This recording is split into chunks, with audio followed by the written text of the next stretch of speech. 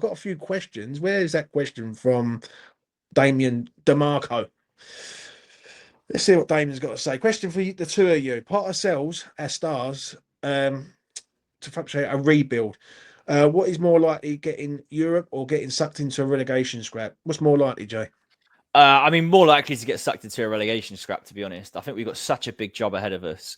I think if we got good money for Kudus and Paqueta, like, I wouldn't turn it. I wouldn't be disappointed if, I'm always sad to leave like a high quality player, to see a high quality player leave.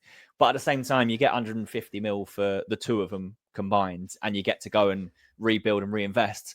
I think it'd be kind of cool, but I think the scale of the job that's needed, I think it's going to take a couple of seasons at least before we're talking about top half finish. Do you think that it's wise that we're getting rid of all these, well, a lot of our better players in a situation where it's a complete new rebuild?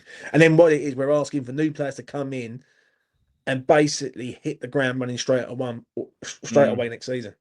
Yeah, it's never ideal, is it? Like, you'd rather be in a position where you're consolidating around your star players. But the fact that, the only star player who I would say is safe is Jarrod Bowen. He's the only one who's not going anywhere. And outside of that, we know that there's not really many in that squad that we can turn around and say, cool, that player is 100% good enough. And the performances we've seen this season are 100% good enough for you to be a West Ham player. So it's never an ideal situation, mate, which is why I think if we were to sell our star players, as per Damien's question, if we were to sell our star players and reinvest, whoever you get, you're more likely to be down the bottom end of the table than you are at the top end of the table. And that's going to be the same for the next couple of seasons, I think, which is why I'm like, look, whatever happens this season, it is what it is, because we're going to be struggling for the next couple of years, I think. But will that be acceptable, though? Deep down. I mean, look, but this is also part of the reason why I'm not like losing my rag, is because we know what the core problem at the club is. Like whoever you've got in charge, we could hound out Graham Potter because we don't like his style of play and we're not happy with finishing 17th. You get another manager who's on a free, which it never spells ambition. We've got a 60-something mil net spend in the last 3 years, which has been the most successful time of our modern history. It's no coincidence that this has happened. So, like, whoever you have in charge, whatever happens, there's always a problem at this club, and it makes it really, really like difficult now for me to get excited about whoever's at the helm and whoever we sign. I think I've been bitten now. I was excited at the fact that we'd been so strong for 3-4 years. Whoever you get in, they're fighting an uphill battle, mate. So the only thing with me, right, before we come towards the end, right, with Potter is he's like a Jackal Knight. Like, I don't know what his style of play is. I know he hasn't got his players, but next season, and this is why I do say it quite a lot on here. Like, I do worry about next season quite a lot, because he's going to have a major rebuild. He's getting rid of a lot of players, apparently. And if he brings new players in and they take time to gel to the team and gel to new surroundings, and if they're foreign players coming over from a different country, are they going to be able to deal with the culture of the British game or the English game? Like, there's a lot to take into account here, and we're asking that in a team that basically could finish 17th this year. Do you know what I'm saying? And that's where I am very, very nervous. I see it I've done a video on Monday, and I said it quite clearly that I'm shitting myself on this one. I really am, because his signings have to be absolutely spot on in the summer window, sorry. And he has to start fast. If he starts like Lopetegui, then the fan base will be on his case before October, and then that'd be it. It'd be just like rinse and repeat straight again. Yeah, I think I'm a bit less nervous. I'm still nervous for similar reasons. Like, having Sullivan in charge of transfers is, oh God, you know that there's a lot of scope for things to go wrong pretty quickly. Yeah. But Potter's tried to implement his style. He's obviously seen, look, I need better players in midfield. He needs another defender. He needs another striker. Like, we know what we need in the summer. I think there have been some promising signs, which is why I look at this Liverpool game just gone and I go, cool, like we absorbed the pain that we had to absorb in the first half. We put in a brilliant performance in the second half.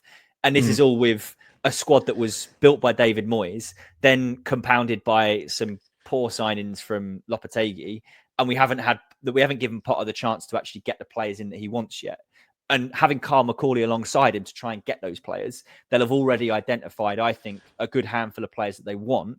And it's just, can Sullivan actually go and get those players? If we don't sign players quickly, then I'll start to get more nervous, because we need a full preseason and we need Potter to have the chance to work with the players that he wants to then get his philosophy across. So I think if we do get those players in early, I don't think we'll see the same kind of start as Lopetegui, where it looked really abject really quickly. I can see some better performances and maybe a few more points. We'll see. I don't know. I don't know. On this one, I look at him and I think he could have done better since he's been here. That's the only thing I will say. Like, he hasn't really shown to me anything other than inconsistency, if I'm being real. Do you know what I'm saying? And that's a major thing. And on Saturday's game against Southampton, that is where I'm going to know what this geezer's all about. Because if he sets up and we only scrape a 1-0 win against a poor side in the league, then I am fearful for next year. Like, because we're asking this geezer to turn us from being a side which, deep down, do I think West Ham's a shit side? No, I don't.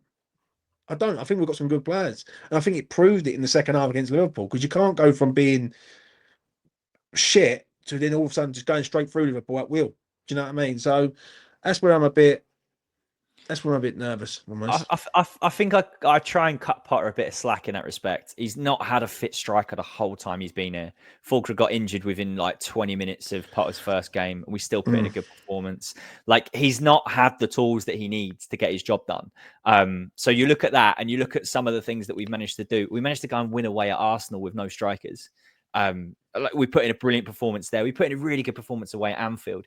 Two places that under the previous regime we would have gone and we would have held 4 or 5. Like let's face facts there. Like, we held 5 against Liverpool twice under Julian Lopetegui. There is nothing in my mind that thinks that anything else would have happened other than holding 5 again. And I know that's like me clutching at straws, but I'm not saying I'm happy with it. I'm saying that that's the reason I'm cutting Potter a bit of slack. Give him the tools that he needs to try and do the job that he wants, and then judge him. And if 6 games in, we're seeing the same things as Lopetegui, I'll be like, yeah, fair enough. But we're kind of judging the man doing a job without the right tools at his disposal, which I think, we have to give him a little bit of slack in that respect. I don't need you just to disagree on this one. Really, yeah, I know. It's just because for me, I just look at it and I just feel like he has got good players there. Wan-Bissaka's a good player. Like, Kilman's not a mug. He's proven Premier League player. Bowen's good. Kudus has lost his way, but I don't. When people say about getting Kudus out the door, I don't think Kudus is a shit player. I just think he's lost his way, lost his confidence. And I've seen like glimpses of West Ham under him, and all I've seen is bits. It's like a flashlight in the middle of a fucking tunnel coming on and off, right, from time to time, and you can only see it coming on. Like, you can see where you're going, and it come on from time to time, and that's exactly how Potter plays to a point. Like, but that's the reason, in my opinion. Sorry to cut you off, but what Richard said, like, there's a lot of these players that aren't good enough for the Premier League, and in some games, those players you've mentioned will win you a game.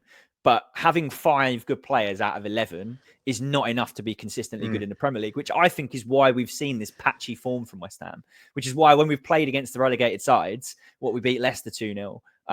We'll probably beat, which is why I think we'll do the same against Southampton. Not because we're a top quality team, but because we've got some good players that are capable of winning you some games. But under David Moyes, we had really consistent players. We had a really well-rounded squad. Moyes found his best team and he just stuck with it. And they knew the instructions, they knew the style of play, and they executed it. It wasn't because we had like 11 world-class players. It's because we had 11 good players who knew exactly what they needed to do. So I think the players we've got will probably win this game on Saturday.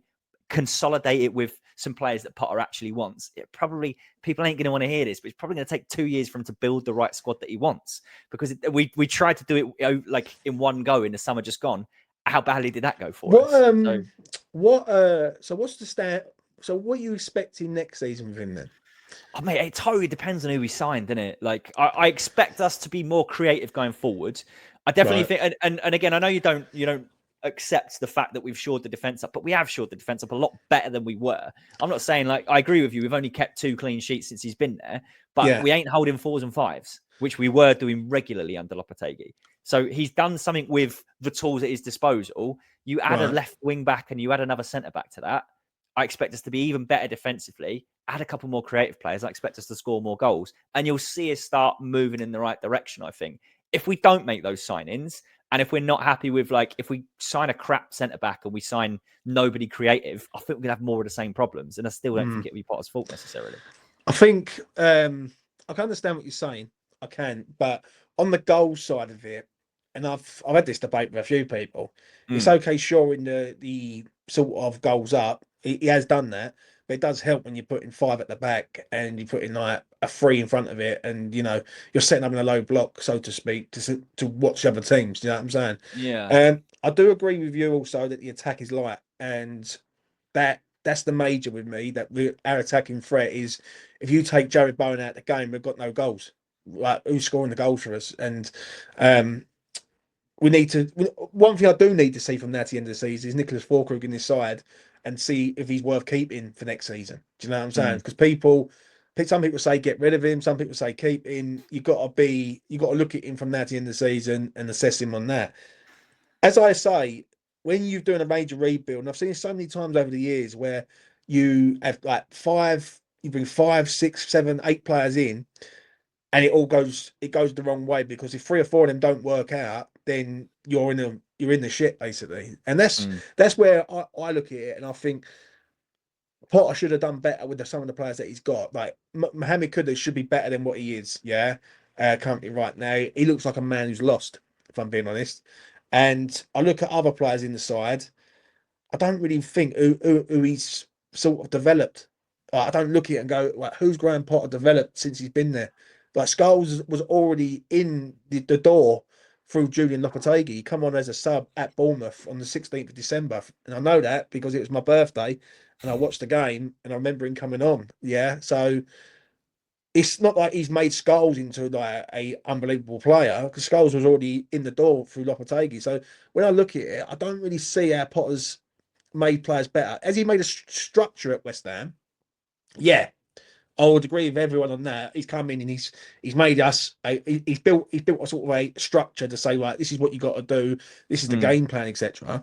But I don't know. On this one, I'm worried about next season. I've seen this too many times over the years. I really am. And when you have a lot of players coming through the door, especially some of these foreign players who might be coming over who don't know the Premier League, we've got to hope that they all kick into gear at the same time. They really do. I would tentatively suggest that defensively he has improved. He's improved. Like, Todibo looks a much better player. I know we've not seen a huge amount of him, but he looks a lot more assured. He looks a lot happier to play for the club, which is a massive factor in how someone's going to actually play for the club. I actually think he has done wonders with Scholes. Like, Scholes. Don't, like, let's get facts straight here on Scholes, right? Because I agree, Lopetegui gave him his like Premier League debut, whatever. He did the same for Orford. He did that because he was under so much pressure that he knew he was going to lose his job because we were shit and we weren't playing any youngsters. And it's like, Julian, you've got to give us something. And he's probably gone, I don't think I can make this group of players much better. Let's give them something and let's start playing some younger players when we're, instead of playing like rotating the same old like tired lineups and playing like Guido Rodriguez and stuff like that. He had to bring in some youngsters. And I actually think the job that what Graham Potter has done with Ollie Scholes has been brilliant so far. And I like, people are already calling for him to be loaned out to a championship club next season. And I'm like, just chill. Just relax. He's a 19-year-old kid in his rookie season. Yeah, he's not. Look, but before you say that, he's not Premier League standard yet. But he's 19. Right. He's started like 6 games for West Ham United. He will keep getting better.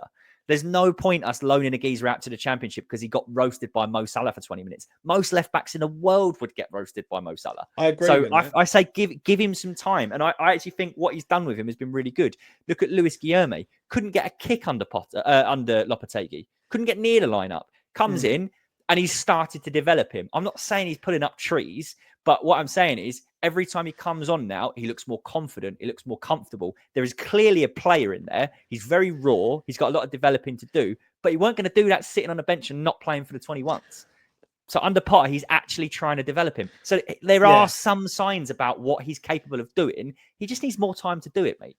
What you say about Scholes, I agree with you, but then on the other side of it, I don't. I look at it and I think I look at it and I think with Scholes, he's a young lad, and when you say he's 19, that's where my argument was last week when you're putting him up against Mo and literally letting him get destroyed by Mo Salah. And that's where the balance has to be right with him. Like next season, should Scholes be our first choice left back in that position? I don't think he should be, but I don't think he should be loaned out either. Right? That's not me being rude to the kid. And listen, I like the kid. I think the kid's a very good player. I think he's going to be a really great player for West Ham. But is he ready? Is he ready right now to come in and do a 38-game season against some of the best wingers on the planet? I don't think he is. And, I would agree, yeah. So, I would, go on, go on, Jay. Yeah, I would agree, and I don't necessarily think he's ready to play a 38-game season. The great thing is he's got another 15 years of playing football ahead of him, and he's going to be playing like in and around the top level. Like he looks so good when he's comfortable and he's confident. That game against Liverpool was never going to play into his hands. He had to man mark probably the best, most informed winger in the world at the moment. Yeah. And it was always going to be difficult for him.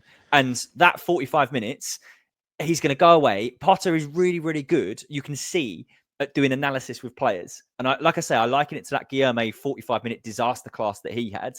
He then took him out the firing line, didn't play him for a couple of weeks, started gradually introducing him. And the kid looked like a man possessed, didn't he? And granted, he didn't do anything crazy, but we went from 45 minutes of ghost performance to 15 minutes here and there of him coming on and going, do you know what? Give me the ball and I'll try and make something happen. And he was doing it like he'd been playing in the Premier League for years. And that's what we want to see. We want to see progress from these players. So when we were talking about the lineup that we want to see for Saturday's game, I've got no issue if he takes Scholes out. I wouldn't personally, but if he takes him out the firing line and then brings him on with 20 minutes to go, the same way as he did with Guilherme, or even just leaves him out for this week and brings him back the following week, I got no problem, mate, because this isn't going to be linear. This isn't going to be a cool, just keep playing him and get better and better and better and better. Every player has a bad game from now and then. Scholes is going to have the odd bad game here and there. That's fine. But the difference is he's so early in his career that when he has a bad game, he learns and he gets better. It's as simple as that. So I'm excited to see what he can do. And I hope he starts and I hope he has a really good game. So, but let's see.